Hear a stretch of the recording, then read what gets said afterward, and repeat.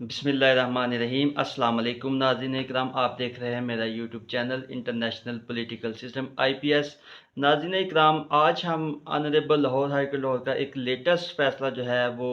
Discuss करने जा रहे हैं। ये जो फ़ैसला है ये एग्रीमेंट यानी कॉन्ट्रैक्ट की बाबत है। इसके ऊपर आज हम तफसीली जो है वो डिस्कशन करेंगे और सीखने की कोशिश करेंगे। नाज़रीन इकराम, कॉन्ट्रैक्ट की बाबत स्टार्ट में मैं आपको बताना चाहूँगा कि अल्हम्दुलिल्लाह हम मुसलमान हैं और हमारा मज़हब जो है वो इस्लाम है, और इस्लाम एक कंप्लीट ज़ाब्ता हयात है, कंप्लीट कोड ऑफ लाइफ है, जो हमें ज़िंदगी में हर किस्म के मसाइल से मुतल्लिक़ जो है उनका हल जो है, उनका तरीक़ाकार जो है वो वज़ा करता है। तो कॉन्ट्रैक्ट यानी एग्रीमेंट से मुतल्लिक़ भी इस्लाम जो है वो हमें कहता है, कुरान और हदीस से वाज़ेह है कि ए मुसलमानों, मोमिनों, गिरोहे इंसानों, जब तुम आपस में कोई मुआहदा करो, कोई अहद करो, तो उसे बाहम रज़ामंदी से लिख लिया करो और उसकी टर्म एंड कंडीशन जो है उनको तय कर लिया करो। ये आपके लिए बहुत बेहतर है। इसी तरह हमारा जो स्टैट्यूटरी लॉ है वो भी यही कहता है, जो पाकिस्तान का कानून है वो भी यही कहता है कि जब तुम आपस में कुछ लेन देन करते हो, किसी के साथ कुछ मामला जो है वो तय करते हो, तो उसको बाहम लिख लिया करो। इस हवाले से जो हमारा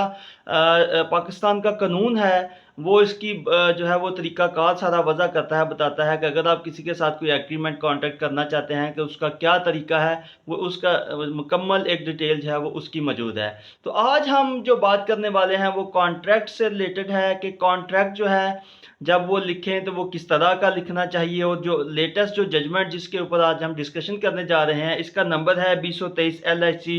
4958। ये जजमेंट जो है वो लेटेस्ट जजमेंट है honourable Lahore high court Lahore की। इसके अंदर ये जो है वो लॉ ले डाउन हुआ है कि जब भी आपस में कोई कॉन्ट्रैक्ट जो है वो तहरीर करें, अगर वो कॉन्ट्रैक्ट जो है वो प्रॉपर्टी, चूँकि ज़्यादातर जो कॉन्ट्रैक्ट हैं जो हम चूँकि प्रोफेशनल लॉयर हैं और हमारे पास जो मसले ज़्यादा आते हैं वो कॉन्ट्रैक्ट से रिलेटेड वो प्रॉपर्टी से मुतल्लिक़ होते हैं कि दो लोगों ने किसी जायदाद, किसी प्लॉट, किसी मकान के मतलब जो है वो एग्रीमेंट किया होता है, और वो उस एग्रीमेंट की जो है वो फुलफिलमेंट के लिए अगर कोई एक पार्टी जो है वो उसकी एप्लीकेशन जो है वो पूरी नहीं करती, तो उसके लिए वो कोर्ट में उनको आना पड़ता है, और उसकी बाबत जो है फिर सिविल कोर्ट में जो है वो लिटिगेशन स्टार्ट हो जाती है। अब ये जो जजमेंट कहती है कि जब भी आप कोई कॉन्ट्रैक्ट लिखते हैं तो उसके लिए ज़रूरी है, ये लॉ बन गया है कि आप जिस प्रॉपर्टी की बाबत वो कॉन्ट्रैक्ट तहरीर कर रहे हैं उसकी तमाम तर जो डिस्क्रिप्शन है, जो मालूमात है, वो एग्रीमेंट के अंदर लिखना ज़रूरी है। यानी आप किसी प्रॉपर्टी, किसी प्लाट की बाबत एक एग्रीमेंट कर रहे हैं, तो उस प्रॉपर्टी यानी कि उस प्लाट का जो खतूनी नंबर, खेवड़ नंबर, खसरा नंबरान जो हैं वो उस एग्रीमेंट के अंदर लिखना ज़रूरी है।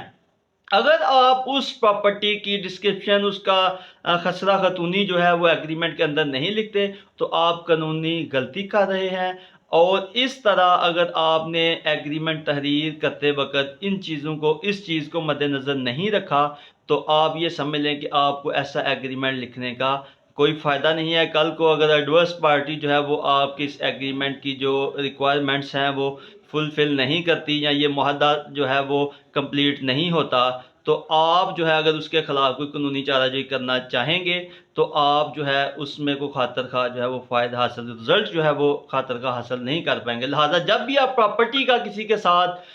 कोई भी मुआहदा तहरीर करते हैं, कोई एग्रीमेंट करते हैं, कॉन्ट्रैक्ट करते हैं, तो ज़रूरी है कि आप जो है उस प्रॉपर्टी का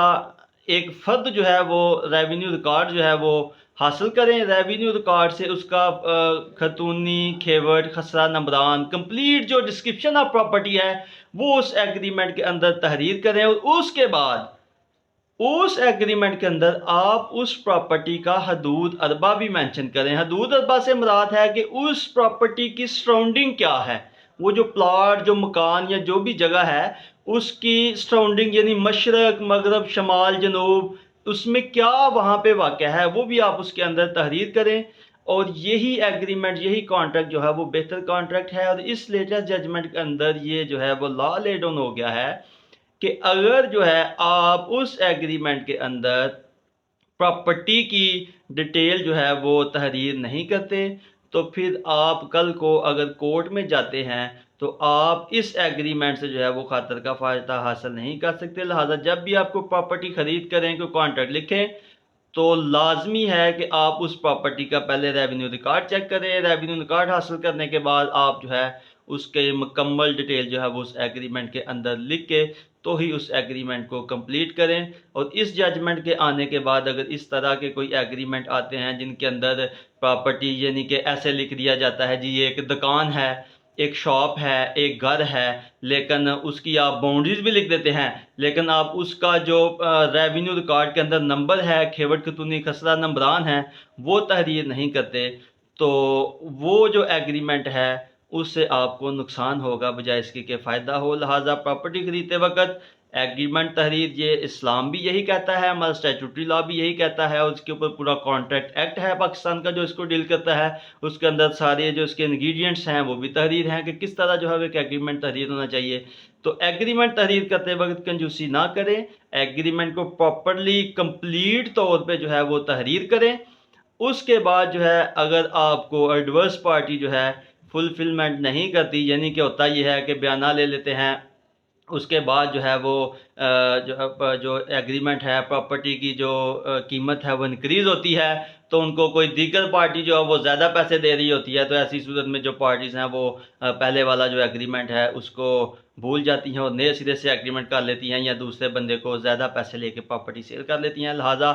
एग्रीमेंट तहरीर करते वक्त इस अमर को लाजमी मद्देनज़र रखें और प्रॉपर्टी की डिस्क्रिप्शन जो है वो उसके अंदर लाजमी तहरीर करें। उसके बाद जो है ये एग्रीमेंट आपके लिए नहायत ही फ़ायदेमंद साबित होगा। और अगर कोई आपको जो है वो धोखा देना चाहे, आपके साथ जो है आपको मिसलीड करे या आपको गलत बयानी करे आपके साथ, तो ऐसी सूरत में आप कोर्ट से रिज्यू कर सकते हैं। और ऐसा एग्रीमेंट अगर आप कोर्ट में लेके आते हैं तो आपके लिए मस्ट होगा कि आपको कोर्ट जो है वो डिग्री प्रोवाइड करेगी। बाकी जो इंग्रेडिएंट हैं वो भी इसके अलावा कई एक एग्रीमेंट के इंग्रेडिएंट्स हैं एग्रीमेंट के जिनको पूरा करना ज़रूरी है। लेकिन आज के इस डिस्कशन में चूंकि हम एक स्पेसिफिकली जो है वो हाई कोर्ट के फैसले के ऊपर डिस्कशन कर रहे हैं, तो ये लेटेस्ट हाई कोर्ट ने जो है वो फैसला सादर फरमाया था, तो मैंने सोचा आपके साथ जो है मैंने इसको जो ही पढ़ा है तो मैंने सोचा आपके साथ भी इसको डिस्कस कर लें। तो अगर आप मज़ीद जो है वो पाकिस्तानी कवानीन के साथ जुड़े रहना चाहते हैं तो हमारे इस channel international political system IPS के साथ जुड़े रहिएगा। इंशाल्लाह मिलकर पाकिस्तान के कवानीन भी सीखेंगे और आम लोगों की जो मसाइल हैं, क्योंकि हर बंदा जो है वो प्रॉपर्टी का लेन देन करता है, हम भी प्लाट ख़रीदते हैं, सारे लोग प्लाट जब ख़रीदते हैं तो ऐसी सूरत हाल में जो है वो एग्रीमेंट तहरीर होते हैं। अगर आपने डायरेक्ट रजिस्ट्री या उसका इंतकाल, ज़बानी इंतकाल नहीं करवाना तो आप एग्रीमेंट ज़्यादा तहरीर करेंगे, और अगर आप एग्रीमेंट तहरीर ही नहीं करेंगे, किसी के साथ ज़बानी मुआहदा करेंगे, तो फिर ऐसी सूरत में तो वो ऐसे ही है कि जैसे आपने कोई मुआहदा एग्रीमेंट किया ही नहीं है। तो एग्रीमेंट लाजमी तहरीर करें और उसके अंदर प्रॉपर्टी की जो डिस्क्रिप्शन है उसको लाजमी तहरीर करें। जुड़े रहिएगा हमारे इस चैनल इंटरनेशनल पॉलिटिकल सिस्टम के साथ। इंशाल्लाह मिलते हैं हम अपनी अगली सीरीज़ में। बहुत शुक्रिया।